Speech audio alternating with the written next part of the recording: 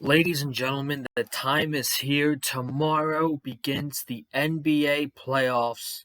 Tomorrow night at 6 o'clock is game one between your Philadelphia 76ers going in as the seventh seed against the number two seed New York Knicks.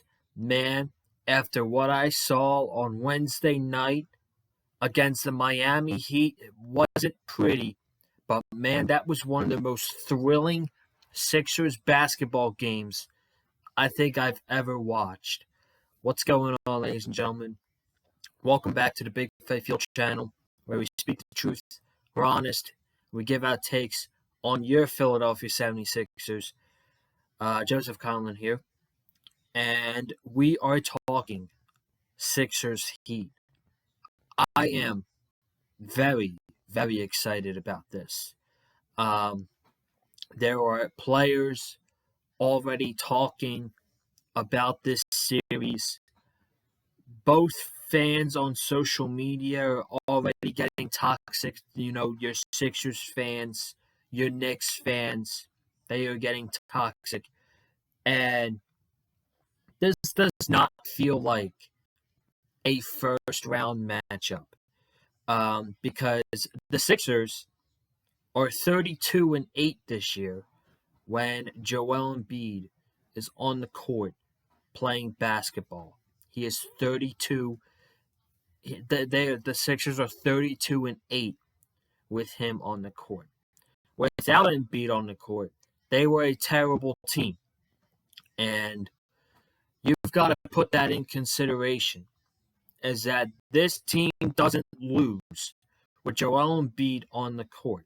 Now, I will say, like I did in the last video on Sunday, even though we are going into the playoffs and the Philadelphia 76ers are one of the hottest teams in the NBA right now, we have to look at the facts. And the facts are that the Philadelphia 76ers have not played great competition leading up to this point. That's with the return of Joel Embiid. Okay? That's true. And on Wednesday, the Miami Heat was a true test because they are ran by Eric Spoelstra, who is the best head coach in the NBA.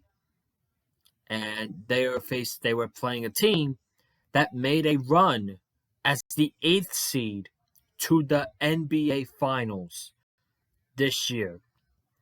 And the Heat wanted to play them in a toughen out, gritty, hard, low-scoring style game.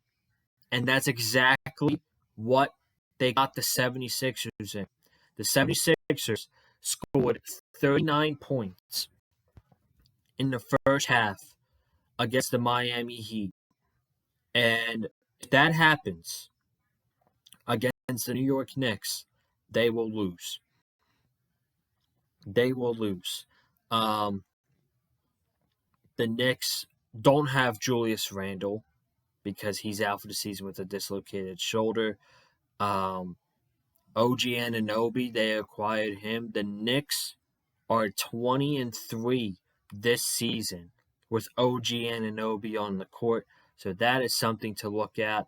And there's so much that I want to talk about, but we're going to get right into it right now. I kind of wanted to go in order with things. Let's talk about Embiid, because I'm telling you right now, this series between the Sixers and the Knicks is going to come down to how Joel Embiid plays. If he played like he did in 3.5 quarters on Wednesday night against the Miami Heat, they are going to lose. Because guess what? The New York Knicks are an extremely physical basketball team. That is what Tom Thibodeau preaches. Hard work, gritty, defensive games. That's what the Knicks want. They are a defensive bunch for sure. And that's the type of coach that Tom Thibodeau is. So I'm sure that they are going to give looks to Joel Embiid that Joel Embiid is confused. But what Joel Embiid can't do is Joel Embiid cannot get down on himself. Joel Embiid cannot have bad body language like he did on Wednesday night. Because he looked like on Wednesday night, before he went off in the fourth quarter, that he didn't want to be there. Brother, you are 30 years old.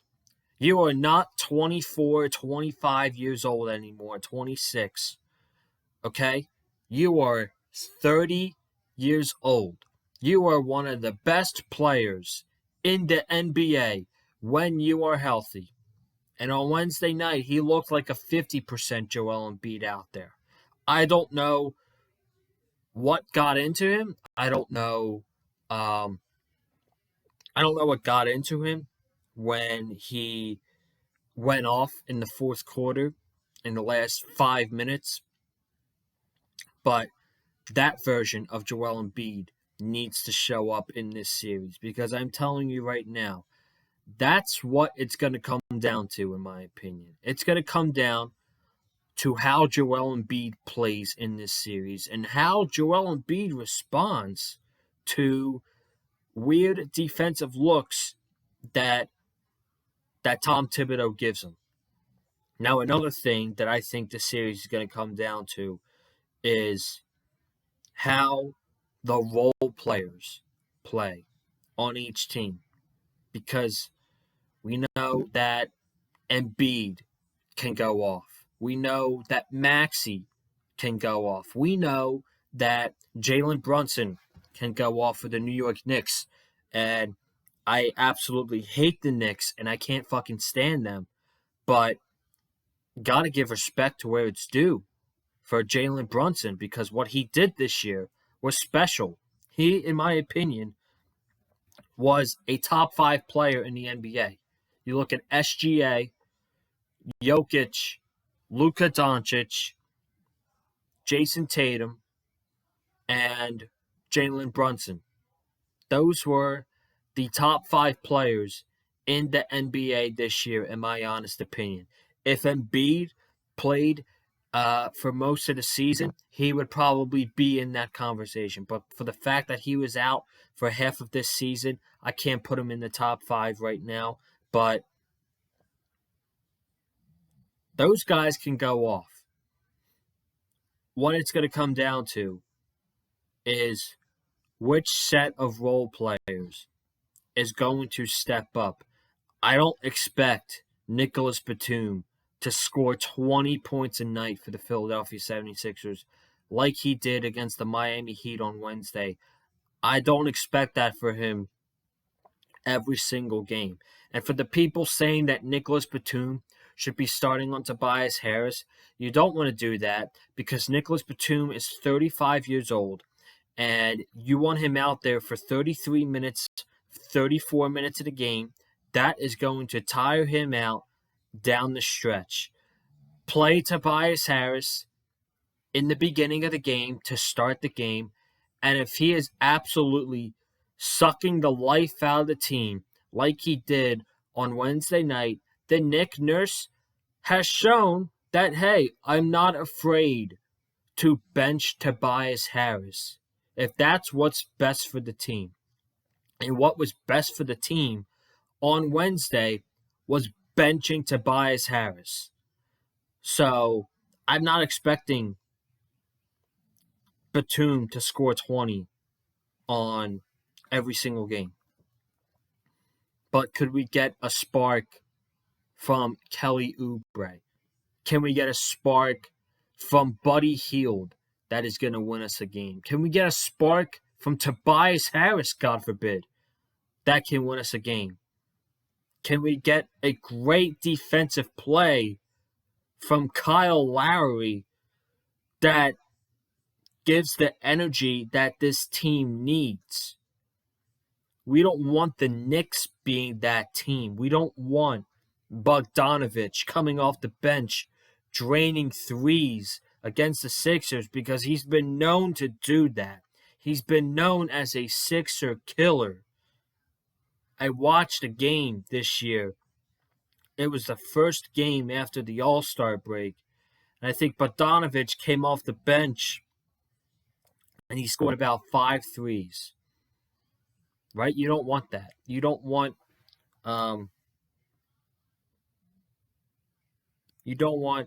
Josh Hart going off, having a game like he did in March, scoring 20 points, having 19 rebounds, and a triple-double. Right? If that happens, then the Knicks are going to win. So that's one thing another thing that this series is going to come down to is role players. Which team with role players can step up the most? Can it be the Sixers role players, or is it going to be the Knicks role players?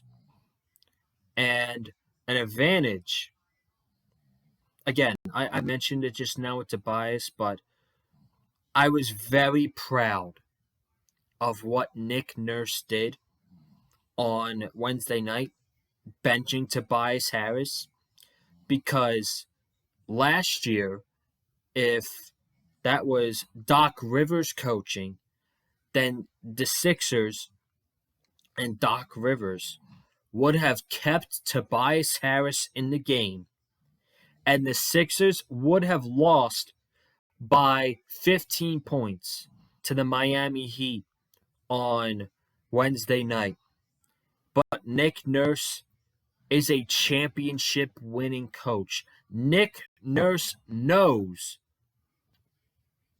how to win in the playoffs.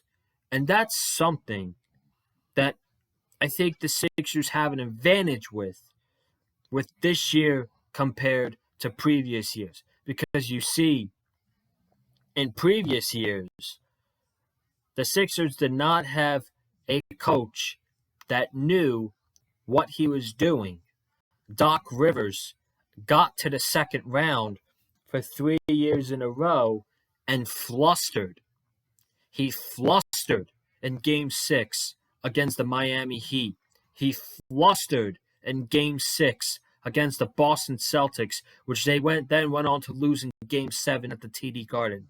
They flustered in Game 7 against the Atlanta Hawks 3 years ago. I don't think we will get the same result from Nick Nurse. And you know it's something else that the Sixers have an advantage in that they haven't had in previous years? Veteran leadership. James Harden is not a leader. He is not a leader, folks. Kyle Lowry is a leader. James Harden might be a better basketball player, but he is not a leader. Kyle Lowry is. Kyle Lowry has experience. Kyle Lowry knows what he's got to do, which is why I turn my attention to Tyrese Maxey, that I don't think he should be handling the point guard duties in the postseason. We all know Maxey can be a great point guard, but now we need Kyle Lowry leading the charge as the top point guard for the Sixers. And what we need Maxey to be is an elite shooting guard. That's just what we need from him.